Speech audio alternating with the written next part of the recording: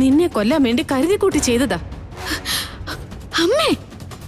അതെ മോളെ, ആശുപത്രി കിടക്കേന്ന് എഴുന്നേറ്റതിന് ശേഷം ചിലത് സംസാരിക്കാനുണ്ടെന്ന് അമ്മ പറഞ്ഞില്ലേ?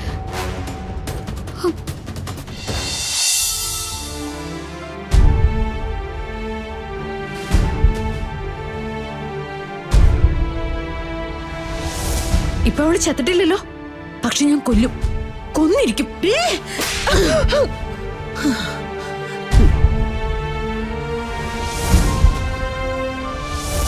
എങ്ങോട്ടെങ്കിലും ഇറങ്ങിപ്പോ, ഇറങ്ങിപ്പോടി.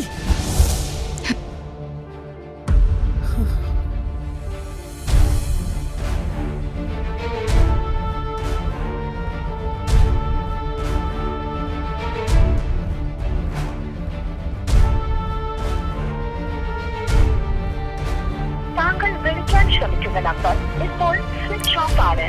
ഫോൺ ഇതുവരെ ഓൺ ചെയ്തിട്ടില്ല.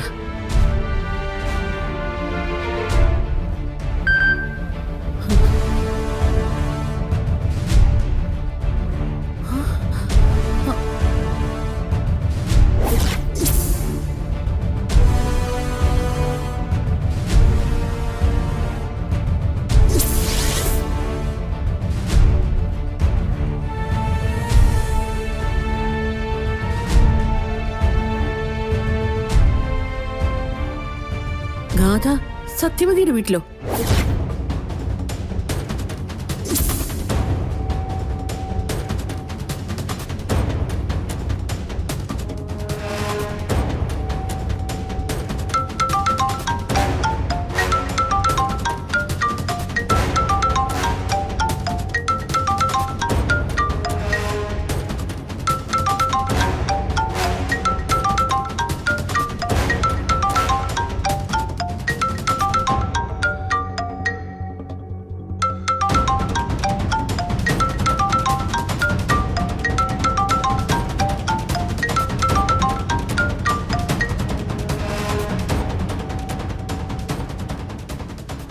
ഹലോ, ഞാൻ സിത്താരയാ.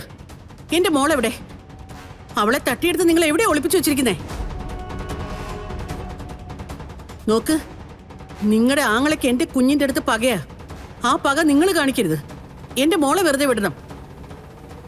എന്തെങ്കിലും പറയാനോ ചോദിക്കാനോ ഉണ്ടെങ്കിൽ അത് എന്നോടാവാം. സിത്താര ഒന്ന് സമാധാനിക്ക്. ഗാഥ എന്റെ കൂടെ ഉണ്ടെന്ന് ഫോട്ടോ കണ്ടപ്പോ മനസ്സിലായല്ലോ. ഗാഥയെ ഞാൻ തട്ടിക്കൊണ്ടു പോന്നതാണെന്ന് ഫോട്ടോ കണ്ടപ്പോ നിങ്ങൾക്ക് എങ്ങനെയാ മനസ്സിലായത്? നിങ്ങളത് ചെയ്യും, എനിക്കറിയാം. അല്ല, ഒന്ന് ചോദിച്ചോട്ടെ, മോളോട് ഇത്രയും തീവ്രമായ സ്നേഹമുള്ള മമ്മി മോള് ചാകാൻ പോയപ്പോ എവിടായിരുന്നു? ചാകാൻ പോയെന്നു? ആ, കാണുമ്പോ മോളോട് നേരിട്ട് ചോദിച്ചു നോക്ക്. ആത്മഹത്യ ചെയ്യാൻ പോയ റെയിൽവേ ട്രാക്കിന്നാ ഞാൻ അവളെ കണ്ടെത്തിയത്. അമ്മയും മോളും തമ്മിൽ എന്താ പ്രശ്നം? അത് നിങ്ങൾ എങ്ങനെ അറിയണ്ട? നിങ്ങളുടെ ആവശ്യം എന്താ? പണമാണോ? അതോ എനിക്ക് എന്തെങ്കിലും സംഭവിക്കണമെന്നാണോ? എന്താന്ന് വെച്ചാ പറഞ്ഞോ. അവളെ പിടിച്ചു വെച്ച് പണം നേടേണ്ട ആവശ്യമൊന്നും എനിക്കില്ല. കുറച്ചു കഴിഞ്ഞ് അവളുടെ കണ്ടീഷനൊക്കെ ഓക്കെ ആയാൽ അവൾക്ക് ഇഷ്ടമുള്ളത് എങ്ങോട്ടാണെന്ന് വെച്ചാൽ അങ്ങോട്ട് ഞാൻ പറഞ്ഞയക്കാം. നോ നോ നോ, അരുത്. അവൾ ഇനിയും അവിവേകം എന്തെങ്കിലും കാണിക്കാൻ സാധ്യതയുണ്ട്. ഞാൻ അങ്ങോട്ട് വന്നോളാം. എന്നിട്ട് ഞാൻ എന്റെ മോളെ കൂട്ടിക്കൊണ്ട് വന്നോളാം. വരുന്നതൊക്കെ കൊള്ളാം. അനിയനോടുള്ള വൈരാഗ്യം മനസ്സിൽ വെച്ച് എന്നെ ദ്രോഹിക്കാനാവരുത് ആ വരവ്. മനസ്സിലായോ? ഇല്ല, എന്റെ ഭാഗത്തുനിന്ന് ഒരു കണക്ക് തീർക്കലും ഉണ്ടാവില്ല. ഞാൻ ഇപ്പൊ തന്നെ ഇറങ്ങാം.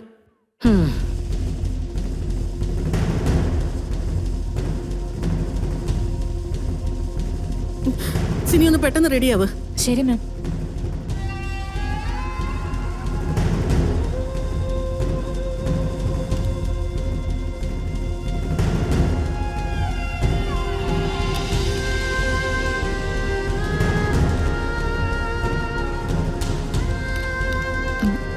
അല്ല, എന്നെ സമയാസമയം ഇങ്ങനെ കഴിപ്പിക്കുന്നുണ്ടല്ലോ. നിങ്ങളുടെയൊക്കെ അവസ്ഥ എന്താ? അമ്മ എന്തേലും കഴിച്ചോ? ഗോപാലമാമനും മോളിക്കുട്ടിയും സമയത്തിന് എന്തേലും കഴിക്കുന്നുണ്ടോ? അവരെല്ലാവരും കഴിക്കും. പക്ഷേ ആദ്യം മോള് കഴിക്കട്ടെ, പിന്നീടാകാൻ ഞങ്ങളെന്നും പറഞ്ഞ് നിൽക്കുക. അതെന്താ കാര്യമെന്ന് മനസ്സിലായോ? എന്താ? അല്ലാതെ എല്ലാരും കഴിച്ചു എന്ന് പറഞ്ഞാ നമ്മുടെ കഴിപ്പ് നിൽക്കുമല്ലോ.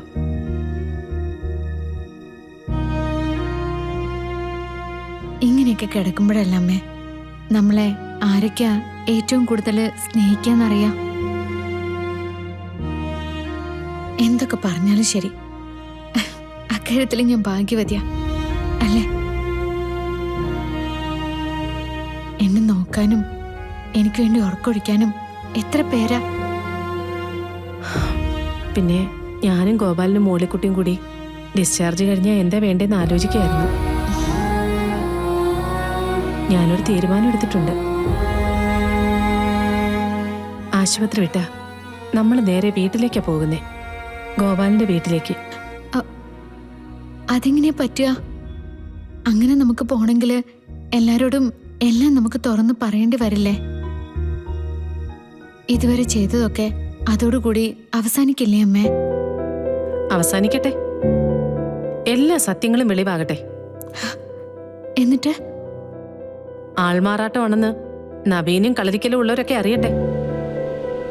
എന്നിട്ട് ഇനി ഒരിക്കലും തിരിച്ചു വരാത്ത വിധത്തില് ഗാഥയെ അവിടുന്ന് ആട്ടി ഓടിക്കണം. എന്നിട്ട് ആ നാണക്കേട് സഹിക്കാൻ കഴിയാതെ അമ്മയും മോളും എങ്ങോട്ടാണെന്ന് വെച്ചാ പൊക്കോട്ടെ.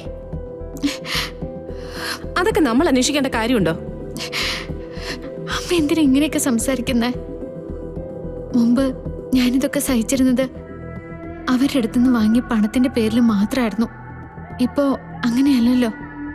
അവൾക്ക് എന്തേലും പ്രശ്നം സംഭവിച്ചാ അത് എന്റെ മനസ്സിനെ കൂടി ബാധിക്കുന്ന കാര്യല്ലേ? എന്റെ അനിയത്തിയല്ലേ അവള്? അനിയത്തി? ദേ, ഇനി ആ വാക്ക് മിണ്ടി പോവരുത് എന്റെ മുന്നില്. അനിയത്തി ആയതുകൊണ്ടാ നിന്നെ കൊല്ലാൻ നോക്കിയത്.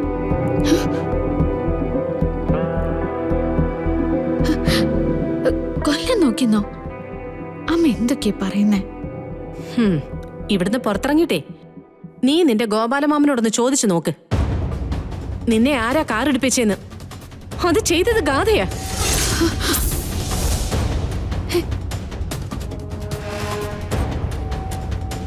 നിന്നെ കൊല്ലാൻ വേണ്ടി കരുതി കൂട്ടി ചെയ്തതാ.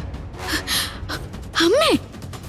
അതെ മോളെ, ആശുപത്രി കിടക്കേന്ന് എഴുന്നേറ്റതിന് ശേഷം ചിലത് സംസാരിക്കാനുണ്ടെന്ന് അമ്മ പറഞ്ഞില്ലേ? മോളിക്കുട്ടി പറഞ്ഞില്ലേ? അതേ കാര്യമാ.